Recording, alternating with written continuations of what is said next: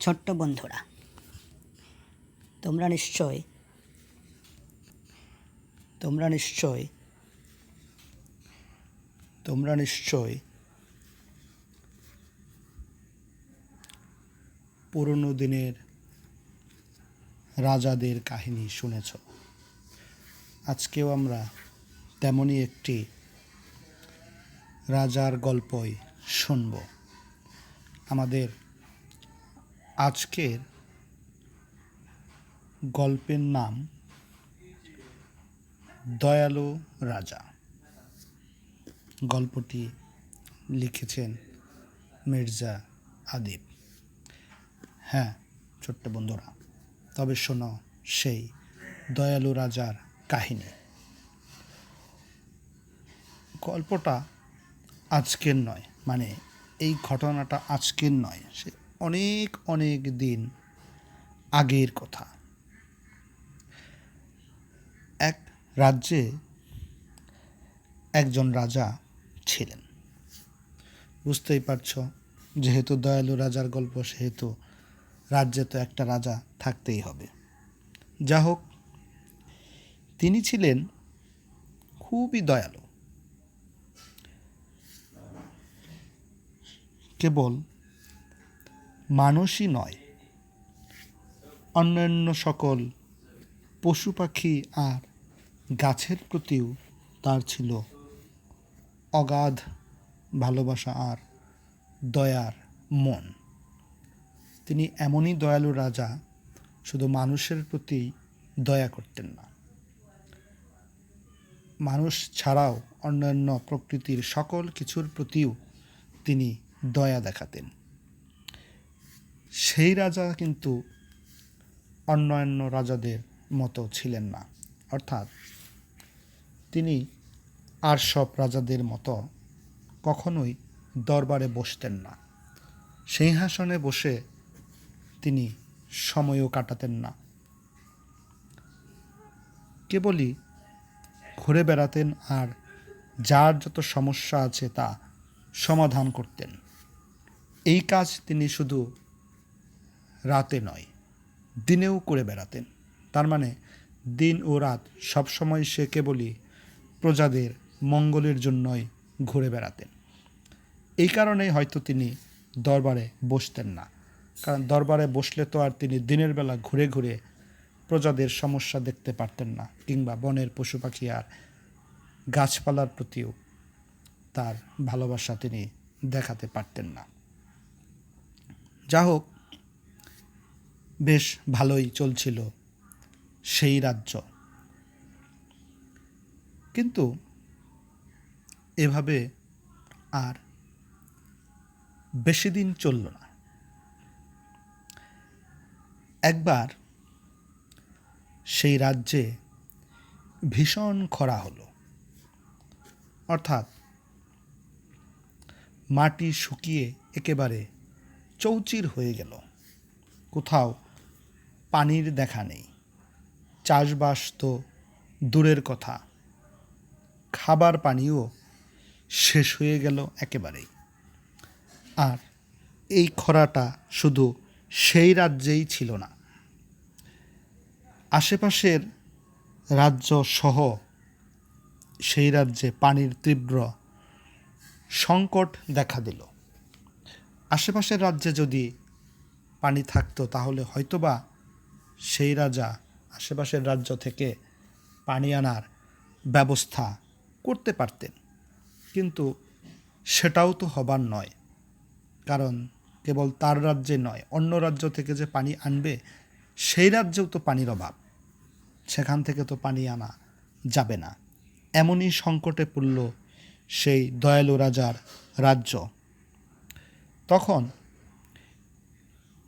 খাবার পানির জন্য রাজপ্রাসাদের একটা ফোয়ারাই ছিল একমাত্র সম্বল। রাজ্যের সবাই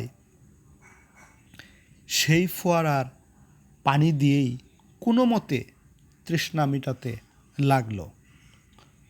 অন্যান্য কাজ তো দূরে থাক, অন্তত খাবার পানি তো লাগবে। মানে পানি পান করা ছাড়া তো আর বেঁচে থাকা যাবে না। আর তাই তো রাজপ্রাসাদের ফোয়ারাটা কিন্তু কেবল রাজপ্রাসাদের মানুষই ব্যবহার করল না, বাইরের যারা সাধারণ প্রজা আছে তারাও সেই ফোয়ারার পানি দিয়েই চলতে লাগলো। এমনি পরিস্থিতিতে রাজা প্রতিদিনের মতোই একদিন ঘুরতে বের হলো।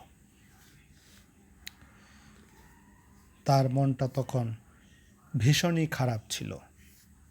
আনমনে হয়ে আর খারাপ মন নিয়ে সে বেরিয়েছিল, হাঁটতে লাগলো।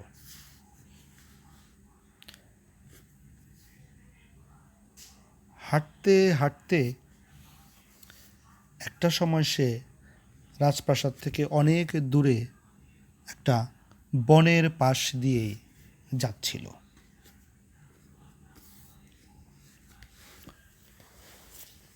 রাজা যেই বনের পাশ দিয়ে যাচ্ছিল সেই বনের মধ্যেই একদল খরগোশ আর হরিণ বসেছিল। তারাও তো পানির অভাবে পড়েছে, তাই মনমরা হয়ে বনের মধ্যে চুপচাপ বসেছিল। কিন্তু তারা রাজাকে দেখেই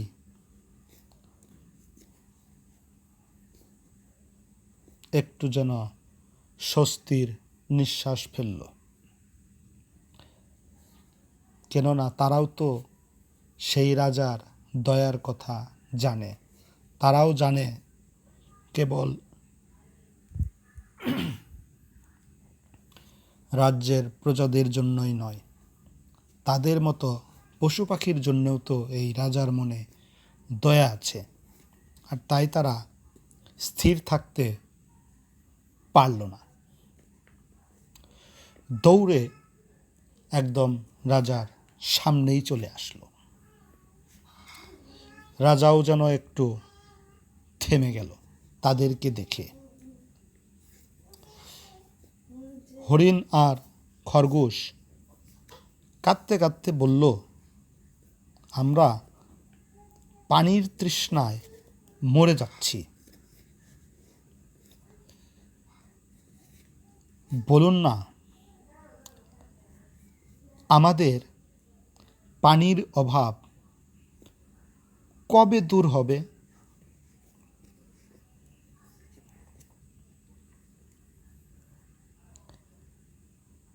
আমাদের বাচ্চাগুলো পানির জন্য কেবল ছটফট করছে। তাদের এহেন দুর্দশা দেখে রাজার মনটা কেঁদেই উঠল। তার খারাপ মনটা যেন আরও খারাপ হয়ে গেল, একেবারে ভেঙে চুরমার হয়ে গেল। রাজা মনে মনে ভাবল, মানুষদের না হয় একটা কিছু বলে কয়ে বোঝানো যায়, কিন্তু এই নিরীহ আর বোবা প্রাণীগুলোকে কিভাবে সে বোঝাবে যে এখন রাজ্যে খরা চলছে, আর সেই খরার কারণেই পানির তীব্র সংকট। তিনি তাদেরকে কোনোভাবেই তো বোঝাতে পারবেন না। আর তাই কোনো জবাব না দিতে পেরে সামনে আর এগিয়ে গেলেন না, সাথে সাথে প্রাসাদে ফিরে আসলেন। যতটুকু মন খারাপ নিয়ে তিনি বেরিয়েছিলেন তার চেয়ে আরও বেশি খারাপ মন নিয়ে এবার রাজপ্রাসাদে ফিরে এলেন।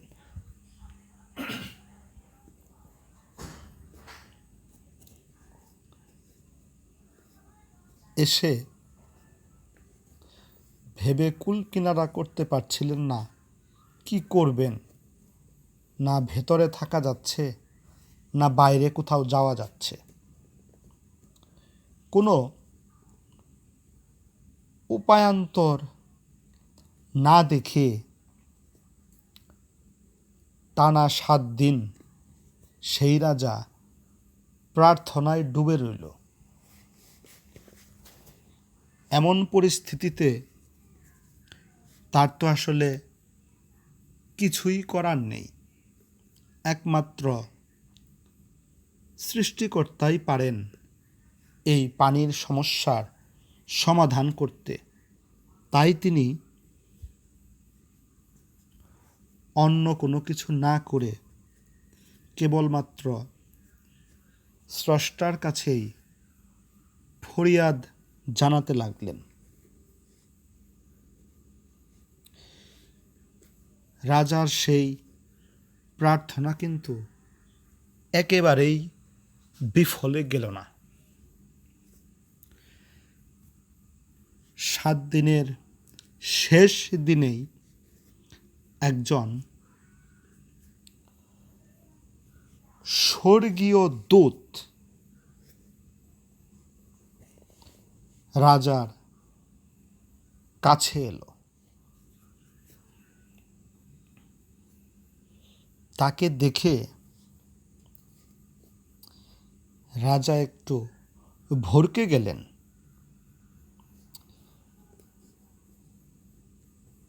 ভাবলেন এ আবার কে এলো। রাজার এই অবস্থা বুঝতে পেরেই সেই স্বর্গীয় দূত বলল,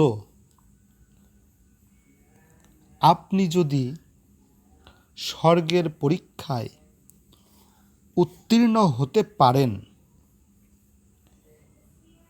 তবেই কেবল পানির সমস্যা দূর হবে।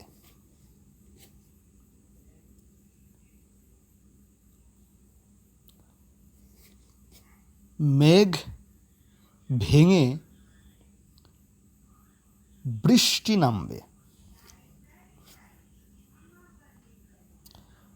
এমন পানি জমা হবে যে বছর ভরেও শেষ হবে না। স্বর্গীয় সেই দূতের কথা শুনে রাজার শরীরে যেন খুশির একটা ঝাঁকুনি দিল। তার চোখ দুটিও আনন্দে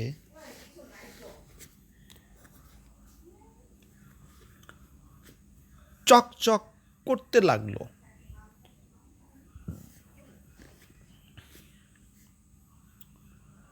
অসহায়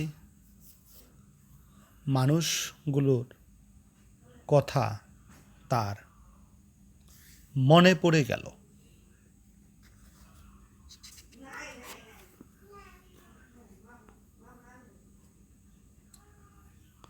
মুহূর্তেই তার মনটাও বেশ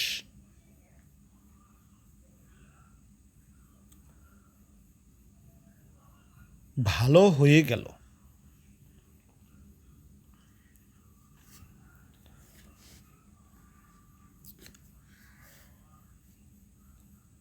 যে মুহূর্তে রাজা চরম দুশ্চিন্তায় ছিল, সেই মুহূর্তে একজন স্বর্গীয় দূত এসে এমন একটা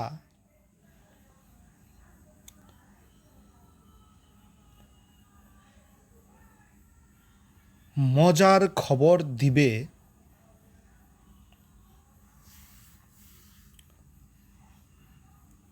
রাজা সেটা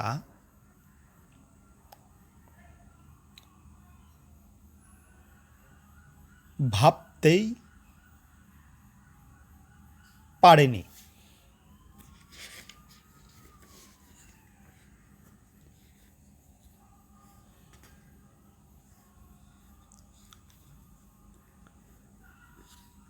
কিছুটা সময়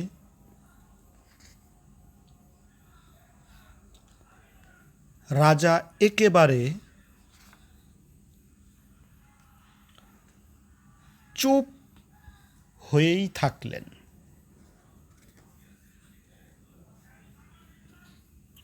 এদিকে স্বর্গীয় দূত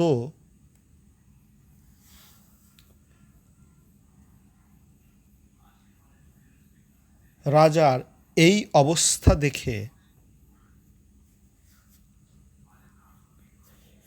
কিছুই বলল না।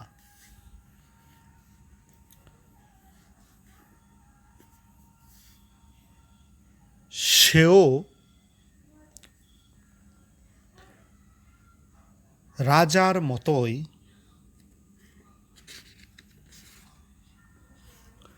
চুপচাপ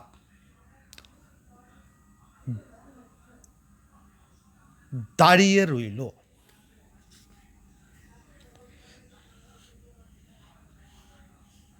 দুজনেই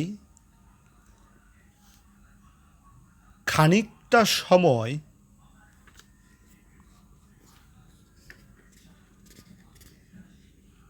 নীরব থাকল।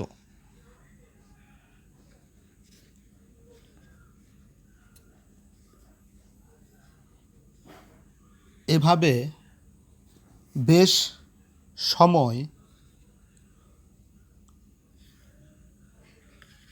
চলে যাবার পর রাজাই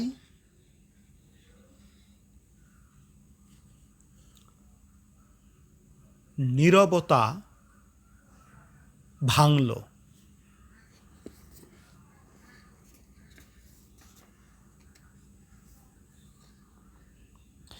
রাজা একেবারে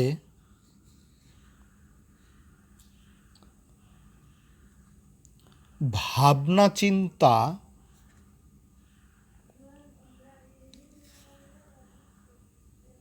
ঝেড়ে ফেলে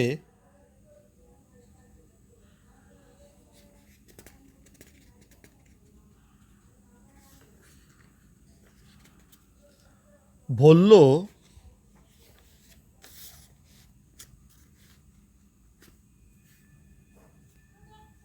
আমি ওই বুবা প্রাণীগুলোর জন্য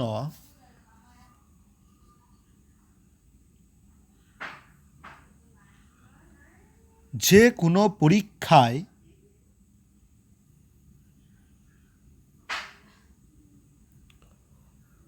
উত্তীর্ণ হতে সর্বোচ্চ চেষ্টা করব।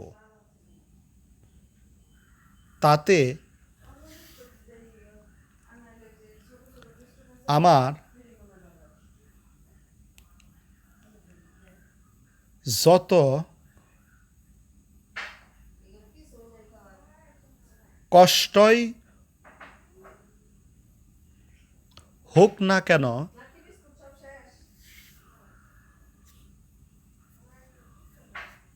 তা আমি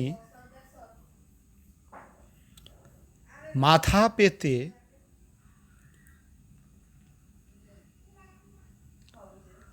নিয়ে নেব। আমি আর সবার কষ্ট সহ্য করতে পারছি না।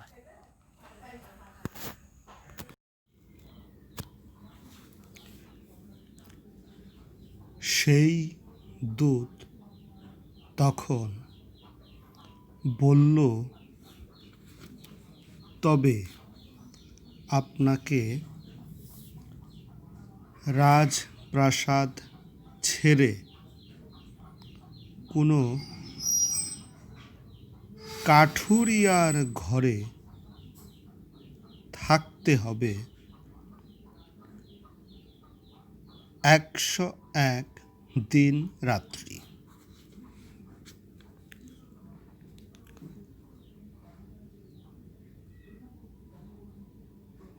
রাজা বলল, এ আর তেমন কি হলো?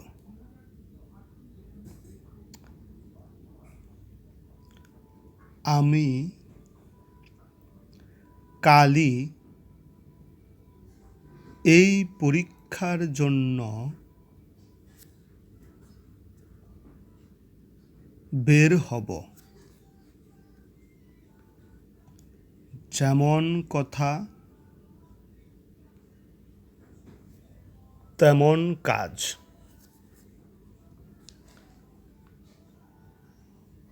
ঠিকই সেই রাজা পরের দিন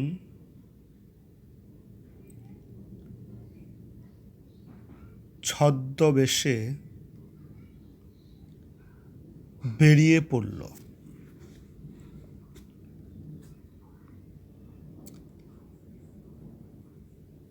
হেঁটে হেঁটে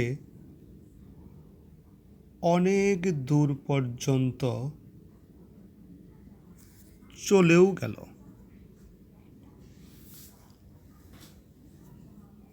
কিন্তু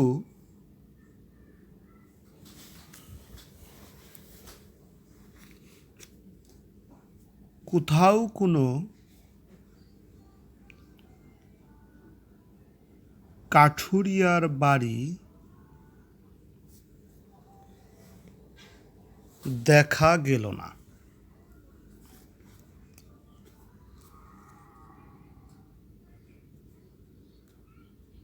বনের এ মাথা থেকে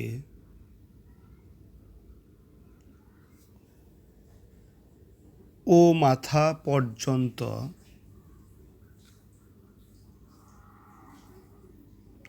চষে ফেলল।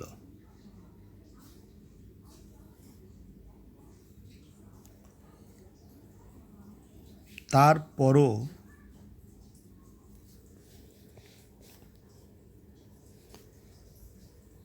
কোথাও কোনো কাঠুরিয়ার বাড়ি দেখা গেল না।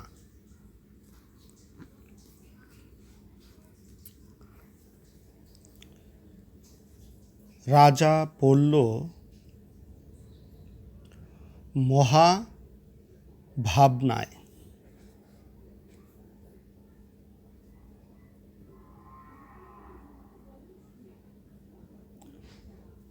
ধপাস করে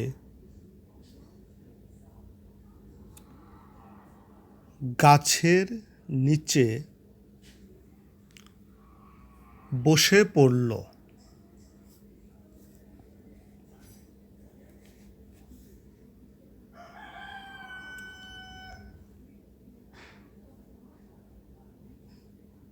হেঁটেছেও অনেকটা পথ।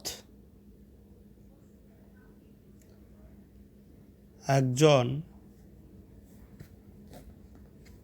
রাজা কি আর এতটা পথ কখনো হেঁটেছে?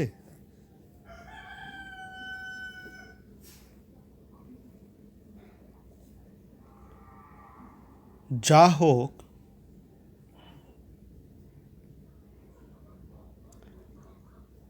হাঁটতে হাঁটতে তার সারা শরীর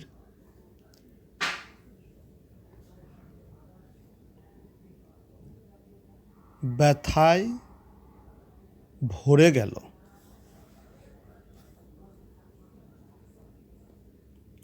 শুধু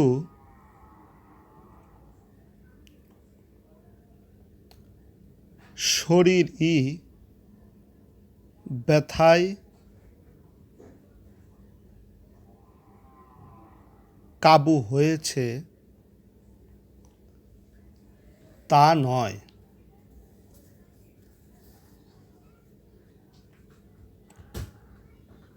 পা দুটো কিছুতেই আর চলছে না।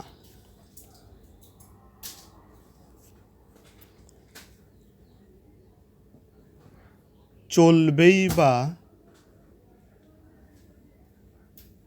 কেমন করে? একজন সাধারণ মানুষও যদি এতটা পথ হাঁটে তবে সেও ক্লান্ত হয়ে পড়বে। আর এটা তো একজন রাজার ব্যাপার।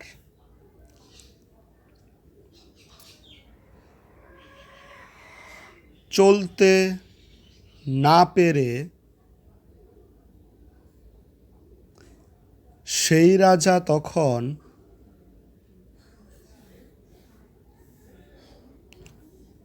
হামাগুড়ি দিয়ে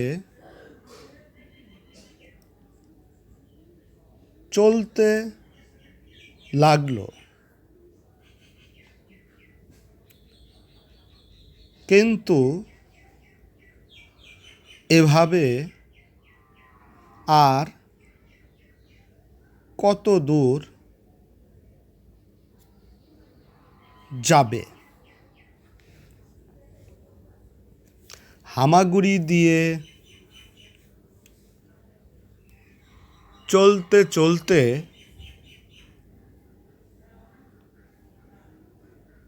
কিছুক্ষণ পর ক্লান্তিতে ঘুমিয়ে পড়ল।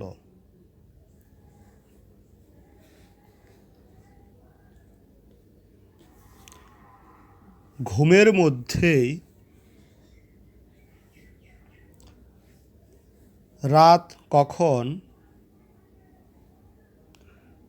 পার হয়েছে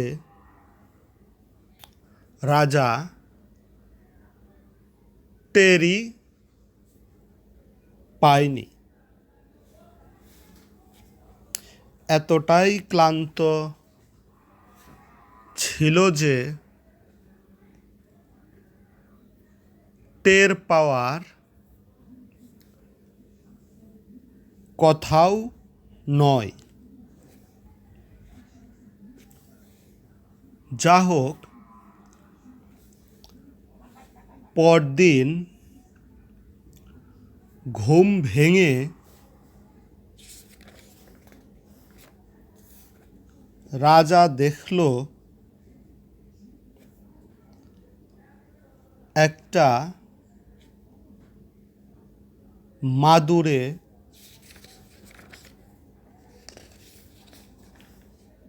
শুয়ে আছে।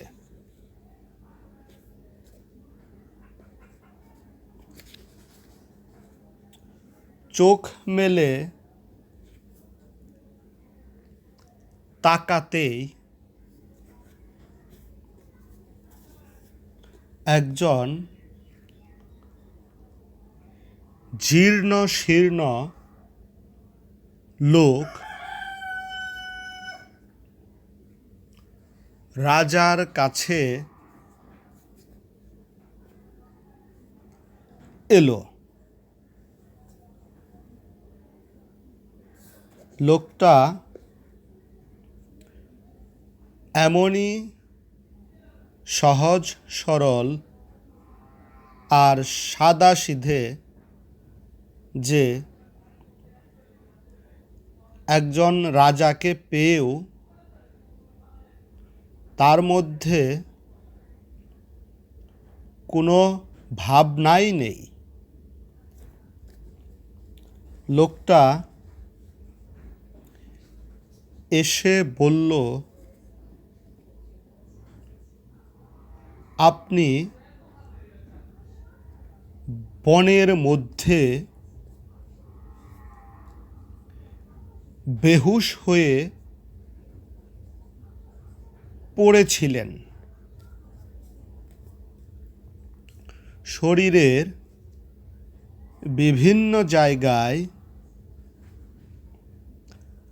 আঘাত পেয়েছেন। যে পর্যন্ত সুস্থ না হবেন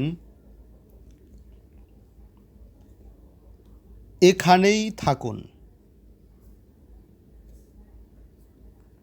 আমি গরিব কাঠুরিয়া, তাই হেকিম কবিরাজ আনব কোথা থেকে?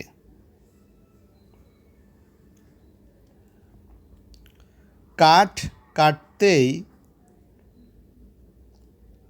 আমার দিন পার হয়ে যায়। তবে আমি বনের কিছু গাছগাছড়ার পাতা আর শিকড় বাকড় থেতলে রস করে ক্ষত স্থানগুলোতে লাগিয়ে দিয়েছি। আপনি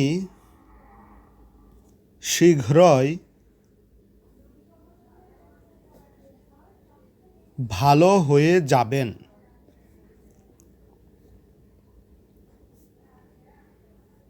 আমি কাঠ কাটতে যাচ্ছি। ঘরে কিছু শুকনো খাবার আছে, সেগুলো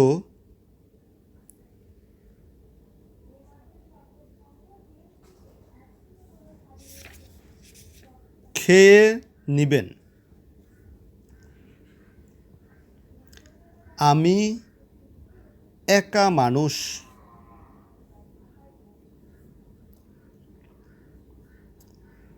তাই মাঝে মাঝে পুরো সপ্তাহে চুলাই জ্বালাই না।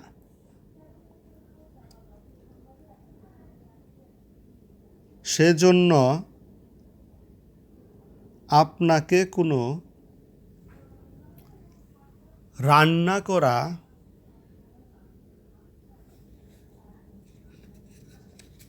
খাবার দিতে পারলাম না।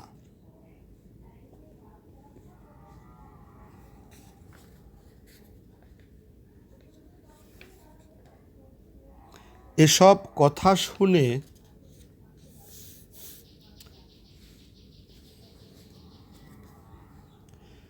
রাজার চোখে ভেসে উঠল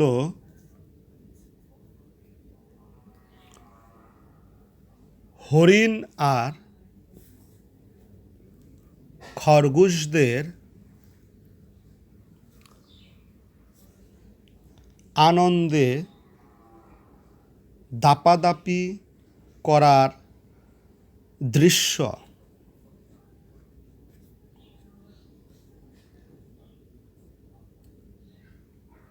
এক নিমেষেই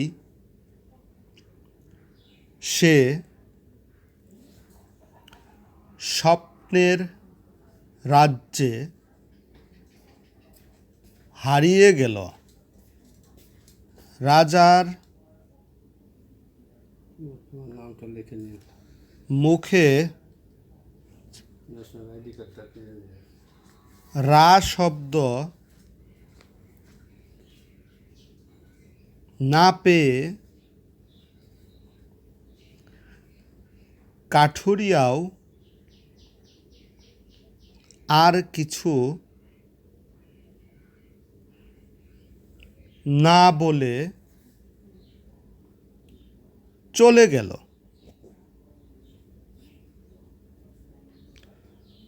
রাজার মধ্যেও কোনো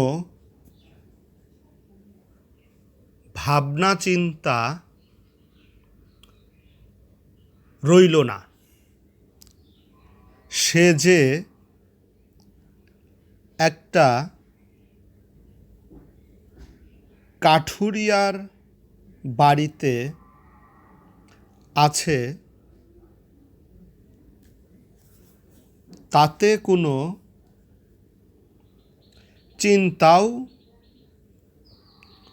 হলো না। এদিকে তার রাজ্যে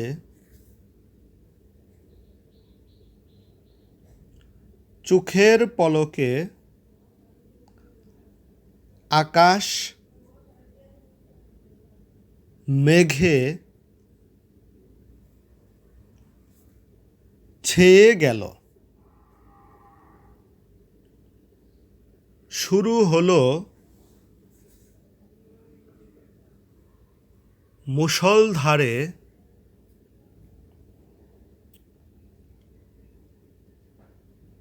তুমুল বৃষ্টি। সেই বৃষ্টি দেখে মানুষ আর সব প্রাণীদের মধ্যে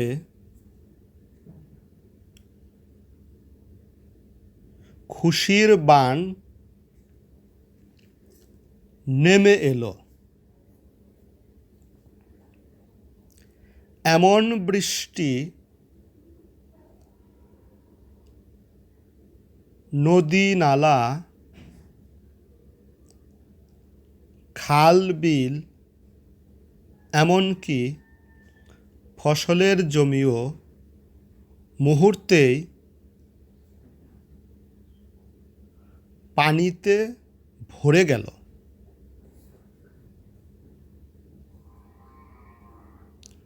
সেই খরগোশ আর হরিণদের মাঝে নতুন প্রাণের সঞ্চার হলো। কেননা পানির আর কোনো অভাব থাকবে না। বৃষ্টি এসে তাদেরকে পানির মধ্যে যেন ভাসিয়ে দিল। কেটে গেল রাজ্যের সমস্ত খরা আর পানির অভাব।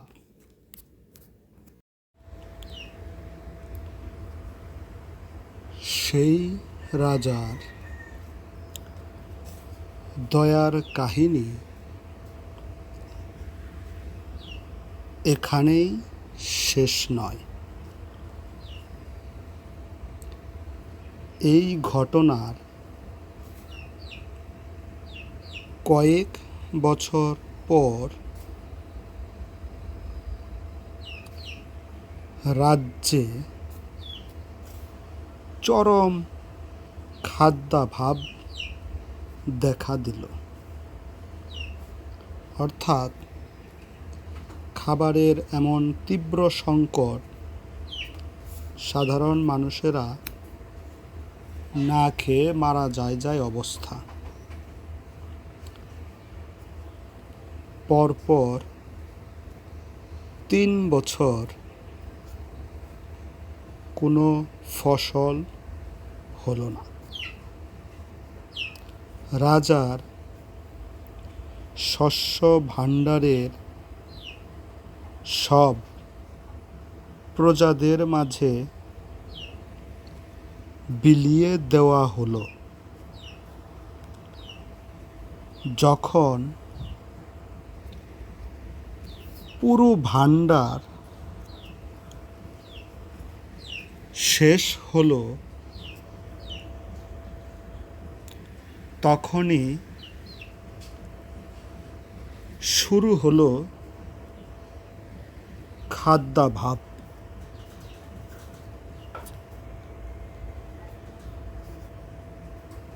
রাজা যখন খাবারের সন্ধানে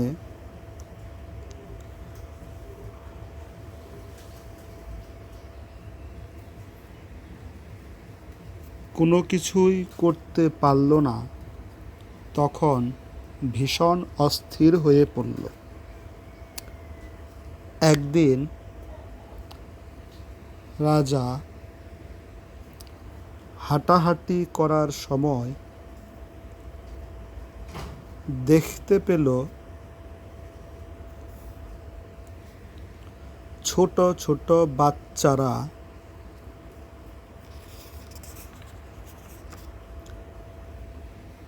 গাছের পাতা চিবিয়ে খাচ্ছে।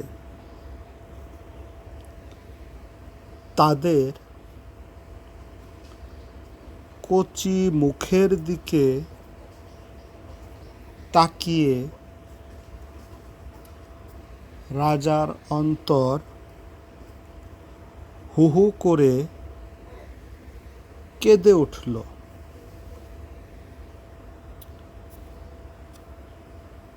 প্রাসাদে ফিরে নিজের ঘরের দরজা বন্ধ করে প্রার্থনায় বসে পড়ল।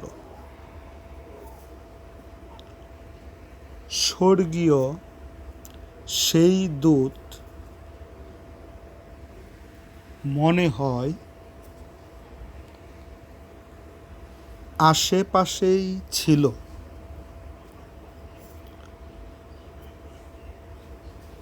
হন হন করে রাজার সামনে হাজির হলো। রাজা তখন মিনতি করে বলল, একটা উপায় বলুন, বাচ্চাগুলোর কষ্ট আমি কেমন করে সহ্য করি।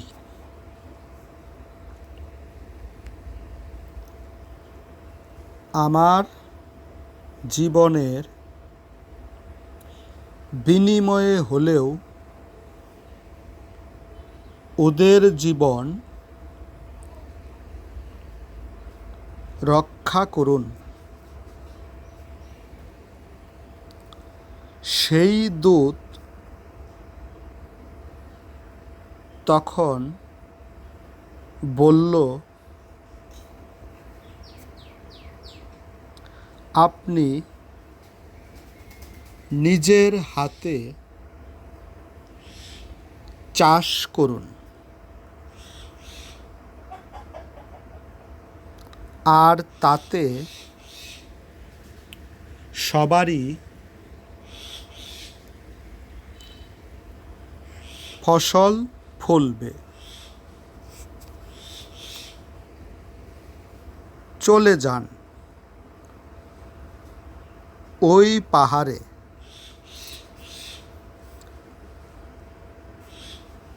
যেখানে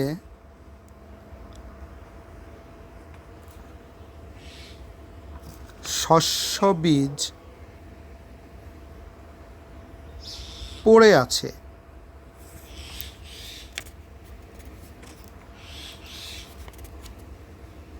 সেগুলো এনে আপনাকে নিজের হাতে ছিটিয়ে দিতে হবে।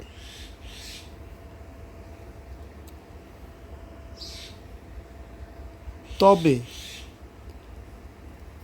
শর্ত হলো, বীজ ছিটানোর আগে 1 রাতের মধ্যেই আপনাকে জমি প্রস্তুত করতে হবে। তবেই সেখানে ওই বীজগুলো ছিটিয়ে দিলেই ফসল ফলবে। কারো সাহায্য ছাড়া একা একাই এই কাজ 1 রাতে করতে পারলে ভোর হবার আগেই পাকা ফসলে ক্ষেত ভরে যাবে।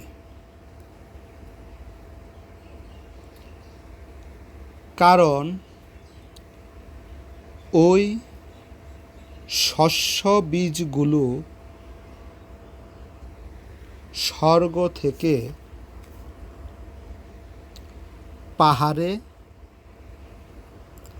ফেলা হয়েছে। তাই সেগুলোর চাষও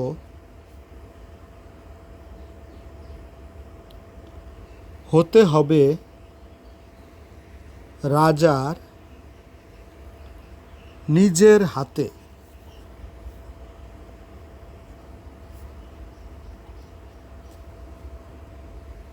দূত এসব কথা বলে চলে গেল। রাজা ভাবল, এইটুকু কষ্ট করলে যদি শস্যের অভাব দূর হয়, তবে যত কষ্টই হোক তাকে করতেই হবে। তাই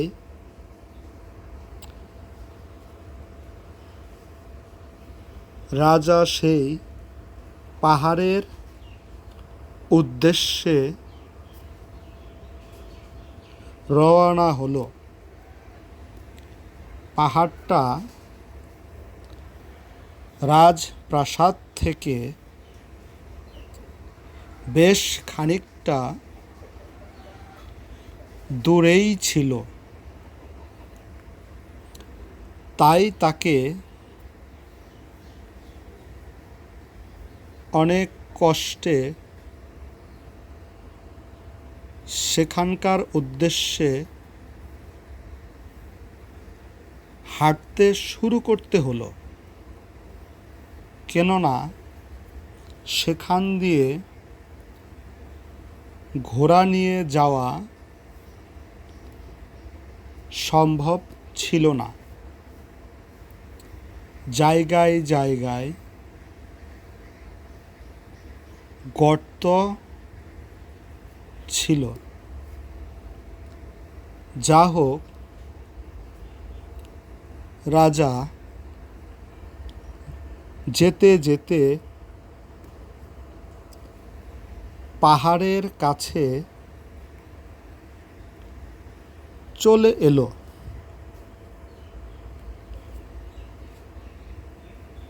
ঢাল বেয়ে উঠতে গিয়ে আছাড় খেয়ে একটি পাও ভেঙে গেল। খোঁড়াতে খোঁড়াতে অনেক কষ্টে রাজা সেই পাহাড়ের উপর উঠল। ছড়িয়ে থাকা শস্য বীজগুলো কুড়িয়ে বস্তায় ভরে আবার রওনা হলো। খোঁড়া পা নিয়ে সেই বস্তা পিঠে বহন করে রাজপ্রাসাদে আসতে হলো। কিন্তু এভাবে আসতে গিয়ে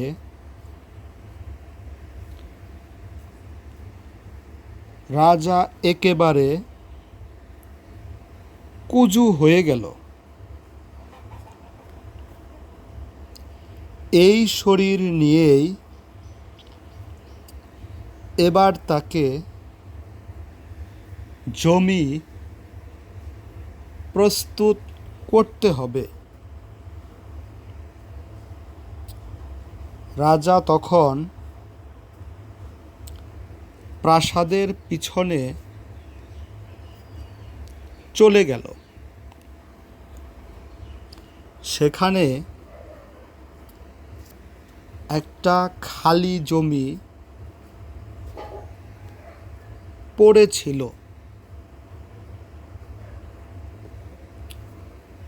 অনেক কষ্টে রাজা সেই পড়ে থাকা জমিতে লাঙল চাষ করতে লাগলো। এভাবে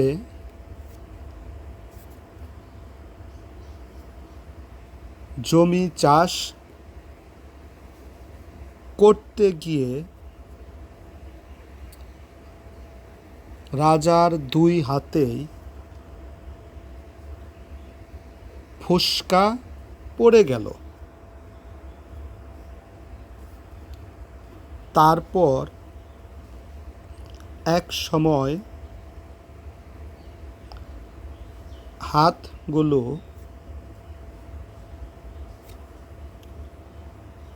অবশ হয়ে গেল।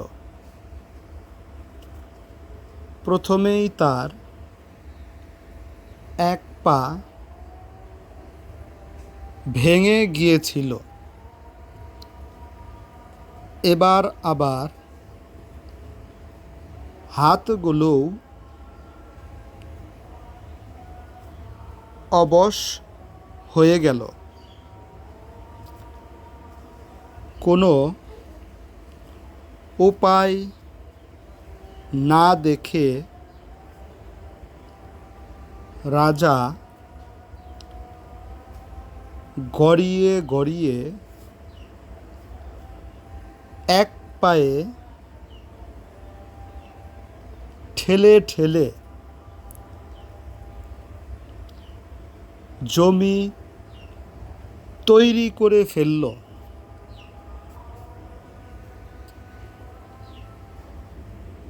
এসব করতে গিয়ে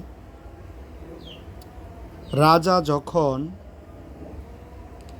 কাহিল হয়ে পড়েন, তখনই তার সাধারণ মানুষের হাসিমাখা মুখের ছবি ভেসে ওঠে।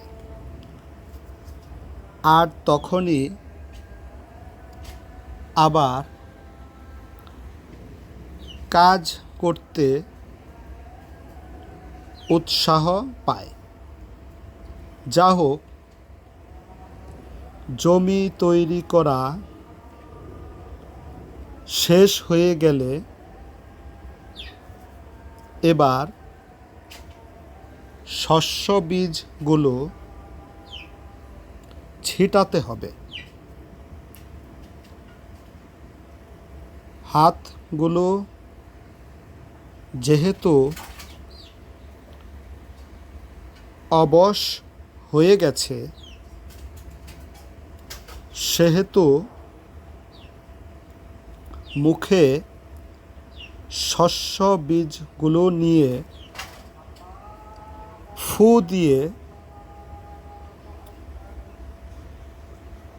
ছিটাতে লাগলো। সেগুলো যেখানেই পড়ছে সেখানেই সাথে সাথে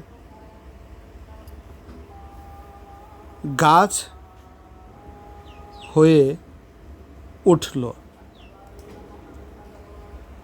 শুধু গাছই নয়, গাছে তখন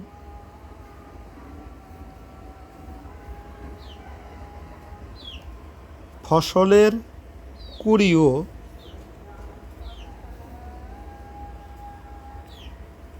জন্মাতে লাগলো। দেখতে দেখতে চোখের পলকেই সেই শস্যের কুঁড়িগুলো ফসলে পরিণত হলো। শুধু তাই নয়, শস্যগুলো আবার পেকেও গেল। এবার সেগুলো দেখে রাজার সব দুঃখ কষ্টই দূর হয়ে গেল। ভাঙা পা যেন ঠিক হয়ে গেল। হাতগুলোও আর অবশ রইল না। চারিদিকে পাকা ফসল দেখে রাজা যেন খুশিতে নাচতে লাগলো।